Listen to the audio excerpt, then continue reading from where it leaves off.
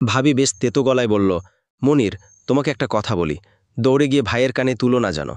Tilapia মাছের টুকরোটা থালার একপাশে সরিয়ে রাখতে রাখতে মনির বলল, কি কথা? তোমার ভাই সাধারণ বেসরকারি অফিসার, নিম্নপদস্থ কর্মচারী, বেতন খুবই অল্প। এই অল্প টাকায় দুটো ছেলের পড়াশোনা খরচ চালিয়ে 5 জনের খাওয়া দাওয়া, বাসা ভাড়া, পানির বিল এসব খরচ সামলানো টাকা হয়ে ওঠে না। সে তার কথায় কোনো জবাব দিল না। তরকারিতে প্রচুর ঝাল, গাল জ্বলে যাচ্ছে। গ্লাস হাতে নিয়ে পানি পান করল। জবাব না পেয়ে ভদ্রমহিলা বেশ বিরক্ত হল। বিরস মুখে বলল, তুমি তো কিছু বললে না। চাকরির কথা চলছে ভাবি, সামনের মাস থেকে শুরু হবে। টাকা পয়সা নিয়ে এত ভাবতে হবে না। কোনো মানুষ আজীবন অসচ্ছল থাকে না। সে বিড়বিড়িয়ে কিছু বলল, তারপরই নিজের কাজে চলে গেল। মনির ধীরে সুস্থে খাওয়া শেষ করল। প্লেট ধুয়ে নিজের ঘরে চলে গেল। তালেব শিমুল তার বিছানায় বসে আছে। বিকেলের এই সময় তারা হোমওয়ার্ক শেষ করে। মনির খুব গুছিয়ে তাদের সব বুঝিয়ে দেয়। তালেব বলল, কাকা, স্যার ম্যাডামদের মামলা করা যায় না? মনির হাসল, নরম গলায় বলল, কিসের মামলা করবি রে? শিশু নির্যাতনের মামলা। তুমি দেখো, এত পড়া কেউ দেয়? আমাদেরকে যেন মানুষই মনে করে না। পড়াশোনা ফাঁকি দেওয়া ভালো কথা নয়। জীবনে বড় হতে গেলে পড়াশোনা করতে হবে। পড়াশোনা করলেই কেউ বড় হয়ে যায় না কাকা। মা তো বলে, তোর কাকা এত পড়ে কি এমন করছে, তার চেয়ে রিকশাওয়ালাদের রোজগার বেশি। মনির একটু অন্যমনস্ক হয়ে পড়ল। তার পড়াশোনা এখনও শেষ হয়নি, সবে অনার্স 3য় বর্ষে উঠেছে। শিমুল বলল, তালেবের কথায় শুনো না তো কাকা, পড়া দেখে ওর মাথা খারাপ হয়ে গেছে। তবু তুমি আছো বলে, নয়তো ঘণ্টা ঘণ্টা বসে কে আমাদের পড়াতো? পড়া বের কর। শিমুল, তুই গণিত বের কর। তালেব বাংলা বই খোল। মাগরিবের আজানের সাথে সাথে তারা দুজন খাতা বন্ধ করল। শিমুল খুব উৎফুল্ল গলায় বলল, অবশেষে বাঁচলাম।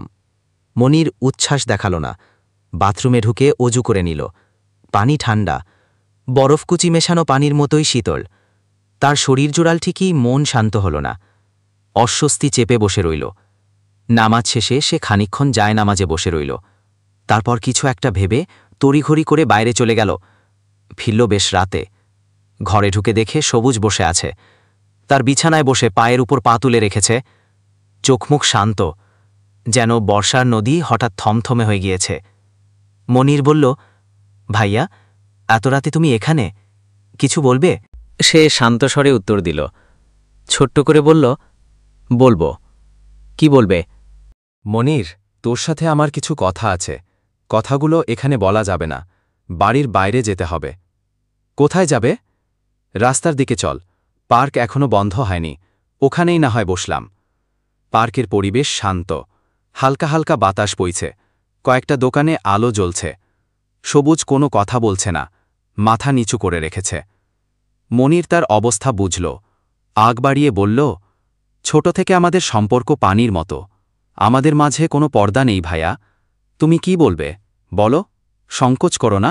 সবুজ অস্ফুট শব্দ করল, জড়ানো গলায় বলল, কথাটা তোকে বলতে ইচ্ছে করছে না, কিন্তু আর কোনো উপায়ও নেই।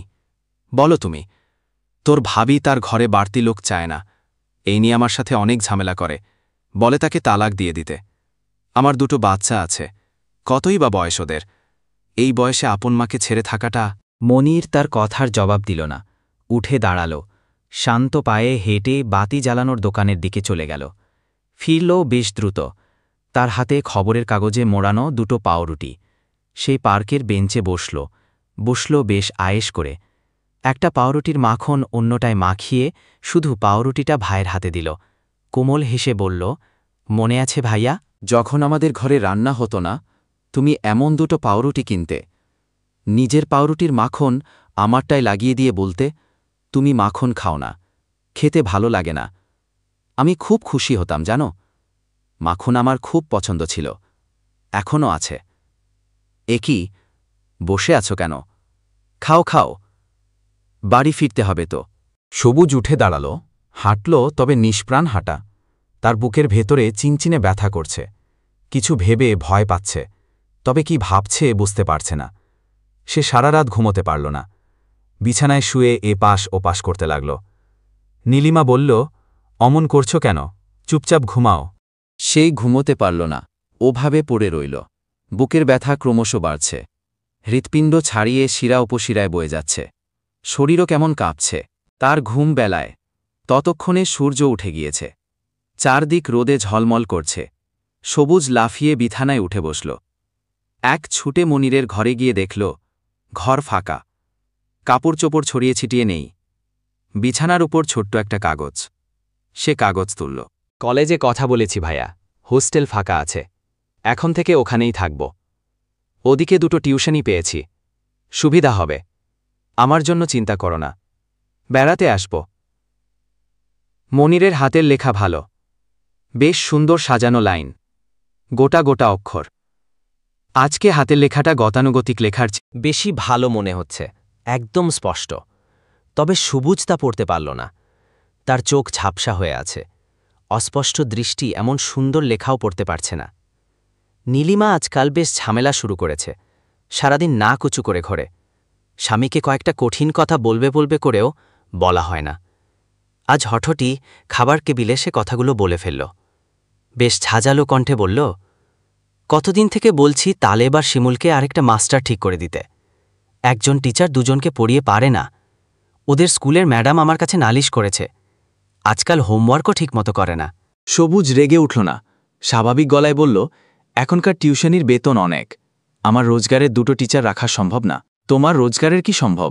দুবেলা ডাল ভাত খেয়ে বেঁচে আছি, ভরা বর্ষায় একটাও ইলিশ মাছ খেলাম না। আগে তো বেশ ভালোই বাজার সদাই করতে, টাকা কোথায় যাচ্ছে এখন?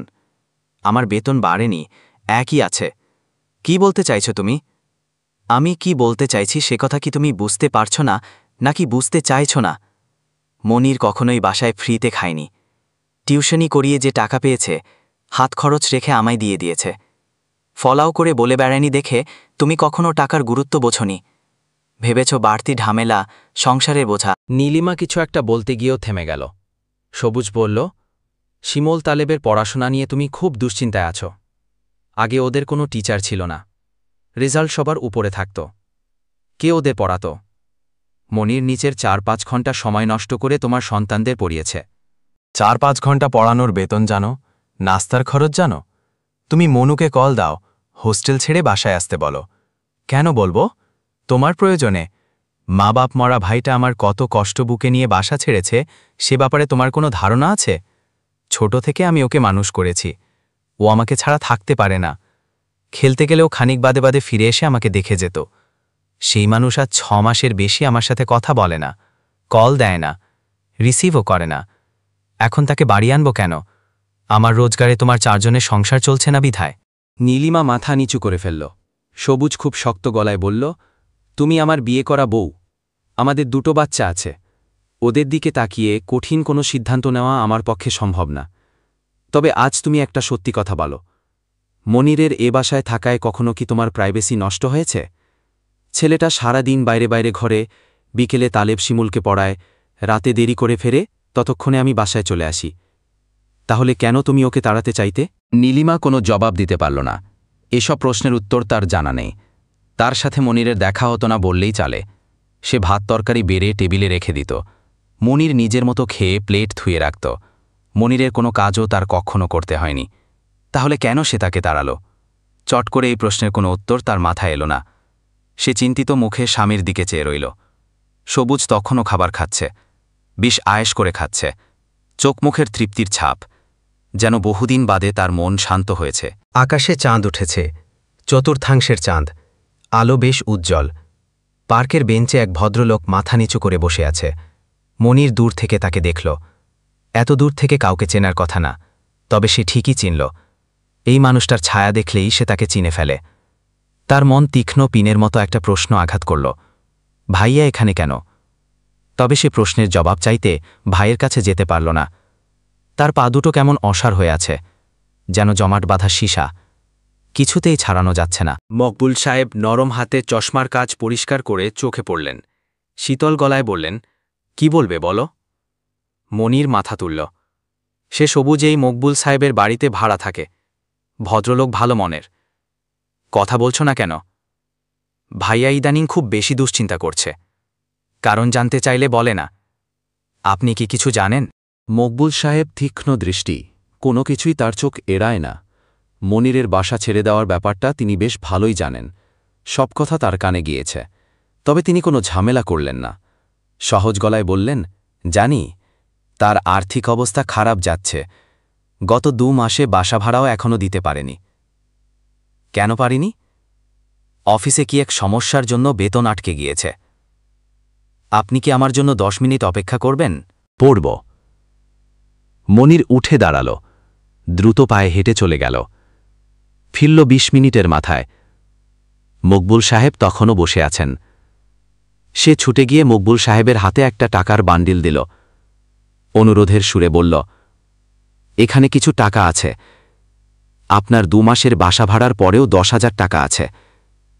এটা ভাইয়াকে দিবেন। জিজ্ঞেস করলেন, বললেন ধার দিচ্ছেন।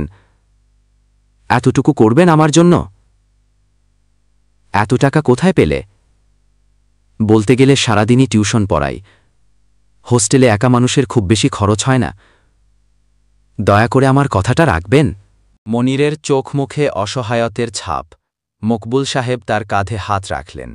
অসম্ভব কোমল গলায় বললেন, রাখব, নিতে না চাইলেও জোর করে দেব। তুমি কোনো চিন্তা করো না। মকবুল সাহেব উঠে দাঁড়ালেন। তার চোখ জ্বলা করছে, ভিজে ভিজে ঠেকছে যেন। বাচ্চা ছেলের সামনে নিজের এমন দুর্বলতা দেখানোর পাত্র তিনি নয়। এত আবেগ প্রকাশ করতে হয় না। রাতে ঘুমতে মনিরের বেশ দেরি হল। এশার নামাজ পড়ে কোরআন শরীফ তেলাওয়াত করছিল। সময় কখন পেরিয়ে গিয়েছে বুঝতে পারেনি। বিছানায় পিঠ দিতেই তার চোখ বুঝে এল। শেষ রাতের দিকে দেখল স্বপ্ন। মনির পার্কের বেঞ্চে বসে আছে। সবুজ দোকান থেকে 2 টুকরো পাউরুটি কিনল। নিচের ভাগেরটার মাখন অন্যটায় লাগিয়ে দিয়ে মনিরের দিকে এগিয়ে দিল। আদরে গলায় বলল, তুই তো আবার মাখন বেশি পছন্দ করিস, নে খা। তার স্বপ্নটা খুব গাঢ়, বাস্তবের সাথে পার্থক্য করা যায়। তবুও তার কেমন অদ্ভুত ঠেকল। কারণ বুঝতে সময় নিল না। তার বয়স কম মনে হচ্ছে, বাচ্চাদের মতো লাগছে। ভাইয়ের বয়সও অল্প। সে ঘুমের মধ্যে গাধ, ফুপিয়ে ফুপিয়ে কাঁদছে। বুক ভাসা কান্নায় বালিশ ভিজে একাকার। লোকে বলে ভোরের স্বপ্ন সত্যি হয়। সত্যি কি হয়? সে কি চাইলেও আর অতীতে ফিরতে পারবে? না, পারবে না। তা আর কখনো সম্ভব না। ঠিক তক্ষণই মনিরের চোখের সামনে মাস 6 আগের দৃশ্য ফুটে উঠল। সে তার ভাইয়ের সাথে পাউরুটি খাচ্ছে, 2 টুকরো পাউরুটি। স্বপ্নের এই অংশটুকু বাস্তবে হওয়া সম্ভব, সত্যিই সম্ভব। মনির ঘুমের মধ্যে হাসল। কান্না ভেজা মুখে হাসির রেখা যেন সোনালি আলোমাখা সবুজ ঘাসের উপর এক বিন্দু শিশিরের মতো সতেজ, নির্ভেজাল এবং মনোমুগ্ধকার। প্রিয় বন্ধুরা, এতক্ষণ সাথে থেকে গল্পটা শোনার জন্য অশেষ ধন্যবাদ। গল্পটা আপনাদের কেমন লাগলো? ভালো লাগলে একটা লাইক, কমেন্ট ও শেয়ার করে দেবেন। ভালো থাকবেন সবাই। ধন্যবাদ।